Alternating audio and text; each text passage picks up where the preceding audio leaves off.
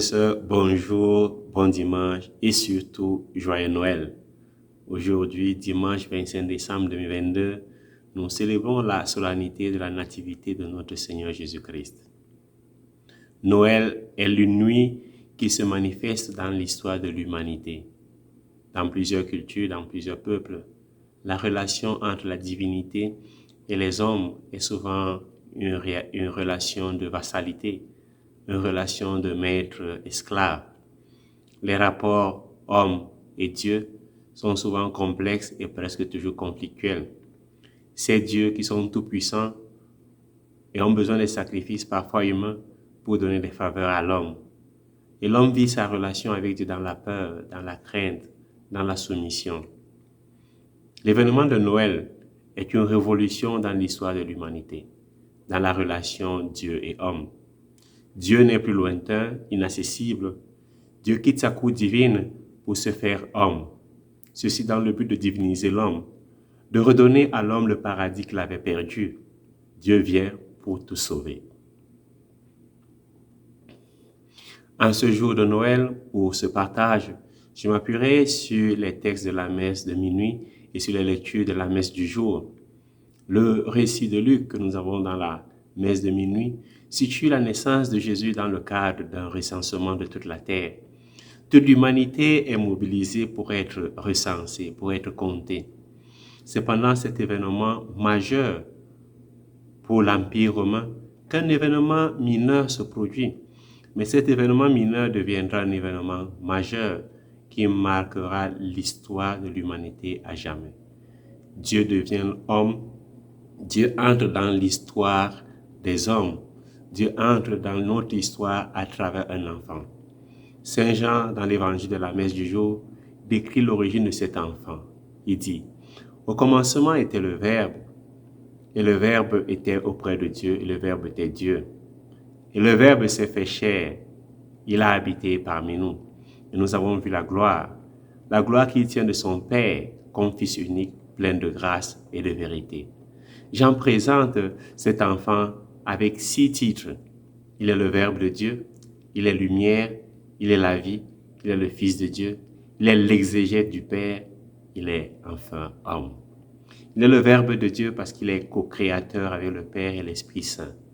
Il est lumière, lumière de la vie. À la création, Dieu crée la lumière pour qu'il y ait la vie. Et Jésus est la vie. Cette vie qu'il donnera sur la croix. Il donne sa vie pour que nous ayons la vie divine. Il est Fils de Dieu pour que nous devenions ses frères et fils adoptifs du Père. Il est l'exégète du Père, c'est-à-dire le seul qui peut expliquer, le seul qui peut révéler parfaitement qui est Dieu. Le Dieu inconnu, le Dieu insaisissable, le Dieu créateur du ciel et de la terre. Jésus vient nous l'expliquer, nous le dévoiler. C'est pourquoi Saint Jean dit qu'il est l'exégète de Dieu, le Père. Il est enfin homme. Le Verbe s'est fait chair et il a posé sa demeure au milieu de nous, au milieu de notre histoire. Quelle est donc la valeur de la naissance de Jésus? D'abord, Jésus est vrai homme. Il est compté parmi les hommes. Le recensement fait de lui vrai homme pour exprimer la proximité et la familiarité de Dieu avec les hommes. Dieu est entré dans l'histoire. Dieu est compté dans l'histoire. Il pose sa demeure dans la chair de l'homme, de chaque homme, dans l'histoire de chaque femme, de chaque homme, de chaque enfant. Dieu est dans notre histoire. Dieu est présent dans les événements de chaque homme, de chaque femme, de chaque personne. Dieu naît pendant le recensement pour que toute l'humanité le compte comme frère, pour que toute l'humanité le considère comme frère, mais aussi pour assumer la chair de tout humain qui est recensé. Tous ceux qui sont considérés comme habitants de la terre, Jésus est leur frère, il prend leur humanité. Dieu prend toute la condition humaine à l'exception du péché. Il devient homme pour sauver l'homme et le rendre fils de Dieu. Dieu devient homme dans le seul but de le réintroduire dans la famille de Dieu, de le refaire à son image et à sa ressemblance. Jésus vient pour faire de chaque homme et de chaque femme qui le reçoit, fils et fille de Dieu. Il donne la puissance, il donne l'essence, dit Saint Jean dans le prologue, d'être fils de Dieu. C'est une filiation que saint Paul appelle filiation adoptive. Nous sommes fils adoptifs du Père. Mais cela ne veut pas dire qu'elle est accidentelle ou moins importante. Cette filiation, dit Saint Jean dans le prologue, est un pouvoir, est une puissance, est une naissance. Jean dit, mais à tous ceux qui l'ont reçu, il a donné le pouvoir de devenir enfants de Dieu, ceux qui croient en son nom. Une autre valeur de l'incarnation du Fils de Dieu, c'est qu'il est sauveur du monde. Je l'ai évoqué tout à l'heure, Jésus naît pendant le recensement comme sauveur du monde. Tout le monde est rassemblé, mobilisé par ce recensement. Jésus n'est pas que pour Israël. Il est aussi sauveur de toutes les nations, il est sauveur de toute l'humanité. Rome est le maître du monde. Ce recensement fait de Jésus sujet, citoyen romain et par conséquent citoyen du monde. Mais par ailleurs, Jésus sera aussi compté pour qu'il soit effectivement reconnu comme homme, preuve que le Verbe s'est fait réellement chair. Le recensement commandé par le centre du pouvoir romain pousse à aller aux périphéries. C'est en allant vers ces périphéries que Joseph et Marie se retrouvent à Bethléem. Bethléem est initialement périphérie, comme nous le rappelle le prophète Michée. Devient donc le centre des humbles, des pauvres. C'est vers ce centre que les anges et les bergers se rassemblent pour célébrer le Sauveur. Saint Paul dit, ce qu'il y a de faible dans le monde, voilà ce que Dieu a choisi pour couvrir de confusion ce qui est fort. Ce qui est d'origine modeste, méprisé dans le monde, ce qui n'est pas, voilà ce que Dieu a choisi pour réduire à rien ce qui est. 1 Corinthiens chapitre 1, versets 27 à 28.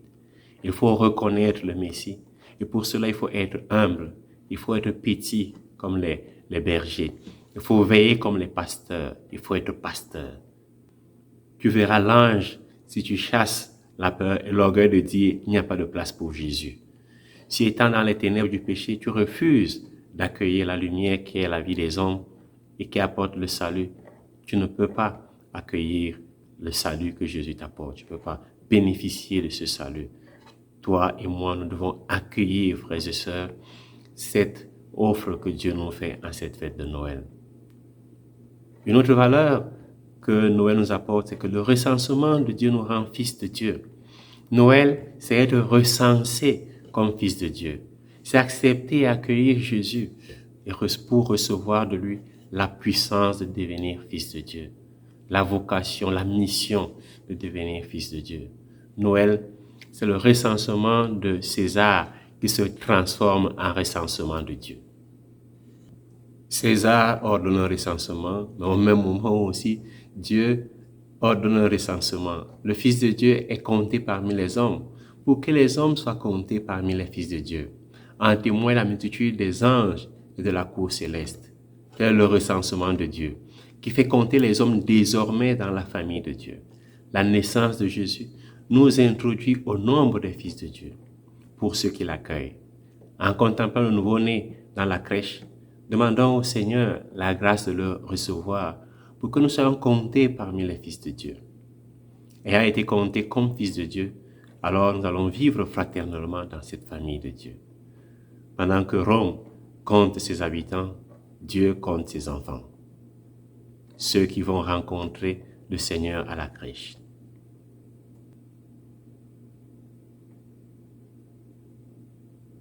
Une famille, pendant la fête de Noël, décida de visiter l'exposition des crèches dans les églises et certaines places de la ville. Après avoir fini la visite, la famille se réunit pour le repas du soir et le papa demande à ses trois enfants, de toutes les crèches que vous avez visitées, qu'est-ce qui vous a le plus marqué? L'aîné répondit, j'ai constaté que dans les crèches, il n'y avait que Marie, Joseph et les bergers qui étaient autour de Jésus. Les autres étaient indifférents et vaquaient à leur occupation. Le deuxième fils répondit, comment le Fils de Dieu, le fils d'un roi, peut être couché sur la paille au milieu des animaux? Voilà ce qui m'a touché, voilà ce qui m'a marqué. Le dernier enfant, qui était une petite fille, dit à son père, moi j'ai vu le cœur de l'enfant Jésus battre. Ses parents et ses frères étaient étonnés. Ses deux frères lui disent, comment peux-tu voir le cœur battre sur une statue?